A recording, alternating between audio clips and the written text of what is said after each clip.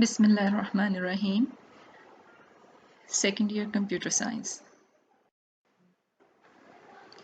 Second year third chapter हम पढ़ रहे थे डेटाबेस डिज़ाइन प्रोसेस। आज हमने सेक्शन 3.3.1 कंसेप्चुअल डेटाबेस डिज़ाइन देखना है। इस चैप्टर में हम डेटाबेस डिज़ाइन प्रोसेस पढ़ रहे हैं। उसके मेजर बेसिक स्टेप्स क्या हैं? नंबर 1 एनालिसिस, ये हम देख चुके हैं। सेकंड इज़ डेटा मॉडलिंग, ये भी हम देख चुके हैं और हमने ईआर डायग्राम बनाई थी इससे। थर्ड इज़ डेटाबेस डिज़ाइन, जिसके अंदर फर्दर दो चीज़ें आ जाती हैं, logical and physical design. And the fourth and last stage is implementation. इसमें से आज हमने थर्ड में से first part logical database design देखना है। So section 3.3.1 conceptual logical database design.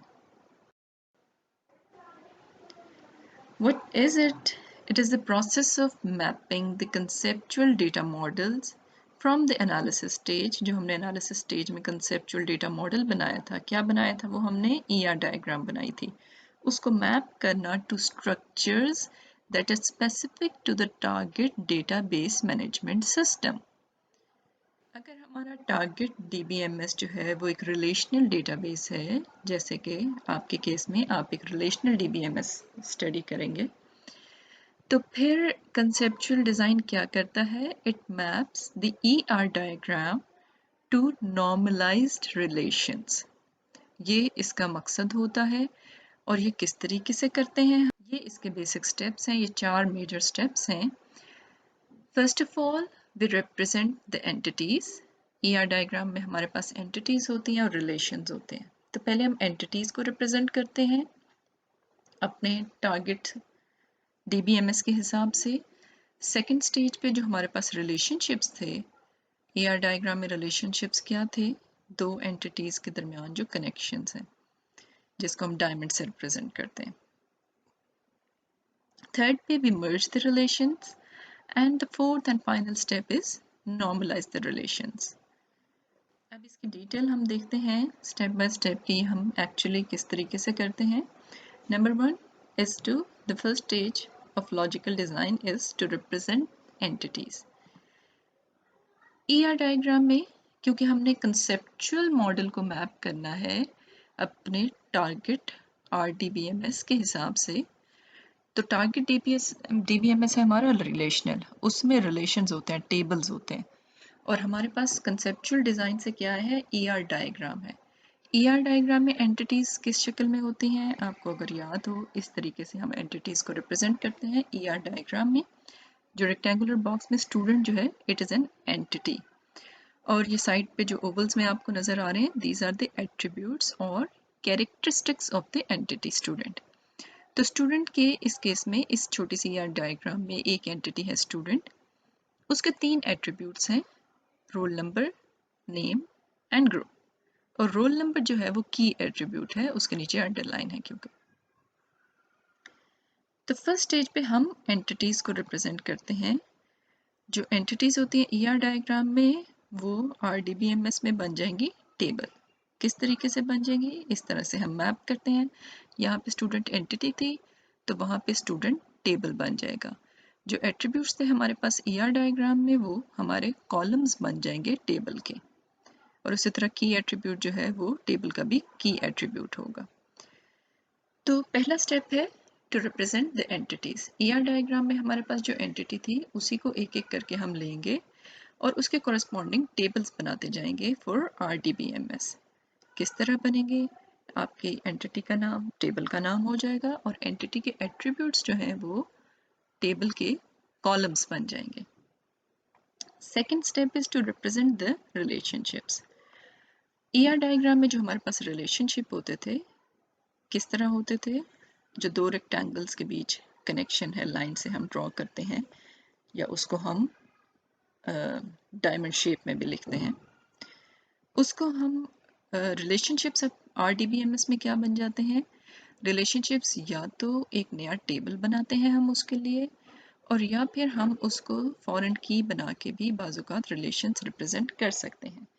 अगर सिंपल रिलेशन होते हैं तो उसके लिए सिर्फ इतना करना काफ़ी होता है कि एक जिन दो टेबल्स के दरमियान रिलेशन है, एक टेबल की प्राइमरी की को एज फॉरेन की अगर हम दूसरे टेबल में रख लें तो एक सिंपल रिलेशन बन जाता है।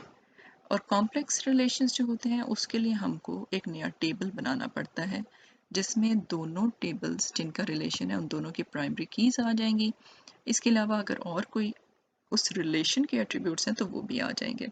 तो ये डिपेंड करता है कि रिलेशन किस नोयत का है, उसके हिसाब से हम या तो उसको उसके लिए एक नया टेबल बनाएंगे RDBMS में, और या फिर हम उसके लिए एक टेबल में फॉरेन की ऐड करके तो भी उसको बना सकते हैं। ये सिचुएशन टू सिचुएशन वेरी करेगा। Third step is to merge the relations. बाज़ औक़ात ऐसे होता है जब हम ER डायग्राम बना रहे होते हैं, हम कभी कोई रिडंडेंसी आ जाती है, दो रिलेशंस बना जाते हैं जिनकी एक्चुअली ज़रूरत नहीं है। जैसे कि इस एग्जांपल में आप देख सकते हैं एम्प्लॉय 1 का एक रिलेशन बनाया हुआ है और एम्प्लॉय 2 का। तो या ऊपर के स्टेप से भी ये रिडंडेंसी नतीजे में आ सकती है। तो एनीवेज अगर हमारे पास इस तरह से रिडंडेंट रिलेशंस हो जाएं कि जिनको मर्ज करके एक रिलेशन बनाना पॉसिबल हो तो फिर हम वो करेंगे। जैसे ये केस है, ये दोनों एम्प्लॉय हैं, दोनों की सेम प्राइमरी की है एम्प्लॉय नंबर। तो ऐसे केसेस में हम उनको मर्ज करके एक रिलेशन बना लेंगे इस तरीके से। एम्प्लॉय नंबर और नेम दोनों में कॉमन था, डेट ऑफ बर्थ भी दोनों में कॉमन थी। एम्प्लॉय 2 में एक एडिशनल एट्रीब्यूट था फ़ोन, तो हम एक ही रिलेशन बना लेंगे एम्प्लॉय या एम्प्लॉय 1 के नाम से और उसमें ये चारों एट्रीब्यूट्स डाल लेंगे। तो हमें इन दो रिलेशंस की ज़रूरत नहीं है। तो रिडंडेंट रिलेशंस को हम मर्ज करके नए रिलेशंस बना लेंगे। Fourth and final step is to normalize the relations. ऊपर के जो फर्स्ट 2 स्टेप्स हैं इनसे अक्सर क्या होता है कि रिडंडेंसी और कुछ अनोमलीज या एरर्स आ जाते हैं रिलेशंस में जिनको हमें फिर रिमूव करना पड़ता है। Normalization is the process of refining the relations, जिसमें हम कोई भी रिडंडेंसीज और अनोमलीज या एरर्स जो हैं वो अपने रिलेशन से रिमूव करते हैं और इसका एक प्रॉपर प्रोसीजर होता है जिसको हम आगे जाके इंशाल्लाह स्टडी करेंगे। तो ये 4 स्टेप्स होते हैं जी लॉजिकल डिज़ाइन बनाने के। हमारे केस में जो टारगेट्स डेटाबेस है वो रिलेशनल है, तो उस केस में क्या स्टेप्स होंगे। Number 1, represent entities. हम ER डायग्राम से एंटिटीज़ उठाएंगे, हर और एंटिटी कॉरेस्पॉन्डिंग एक टेबल क्रिएट कर लेंगे।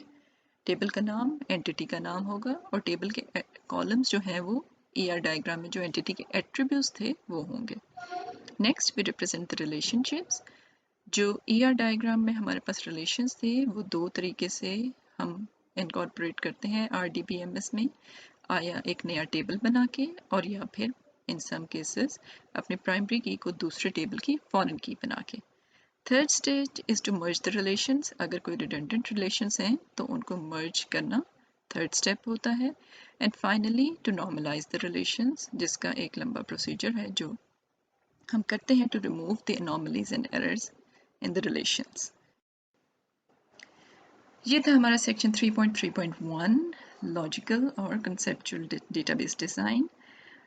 उम्मीद है आपको समझ आ गया होगा। इसको आप अच्छे तरीके से ज़हन नशीं करके अपने बुक से 3-4 बार पढ़ के दिमाग में बिठा के तो फिर नेक्स्ट क्लास में तशरीफ़ लाएंगे। Thank you very much for your attention ji.